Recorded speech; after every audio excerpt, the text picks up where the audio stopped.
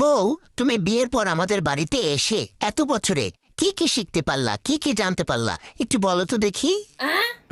আমি অনেক অজানা জিনিস জানতে পারছি।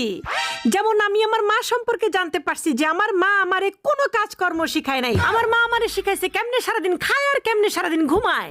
আমি আমার বাপ সম্পর্কে জানতে পারছি যে আমার বাপ আমাকে কোনো আদব কায়দা শিখায় নাই। আমার বাপ আমাকে অতি আদর দিয়ে একটা বাদরে পরিণত করেছে। আমি আমার বড় বোন সম্পর্কে জানতে পারছি যে আমার বড় বোন আমাকে সারাদিন ফোন দিয়ে খালি সংসার ভাঙার তন্ত্র মন্ত্র দেয়। আমি আমার ছোট বোন সম্পর্কে জানতে পারছি যে আমার ছোট বোন সারাদিন কেমনে দুলাভাইয়ের পকেট কাটা যায় সেই বুদ্ধি দেয়। আমি আমার বড় ভাই সম্পর্কে জানতে পারি যে কেমনে বোনের পকেট থেকে লাখ লাখ টাকা নিয়ে বড় ভাইকে ব্যবসা করানো যায়, এই বুদ্ধি আমার বড় ভাই আমারে দেয়।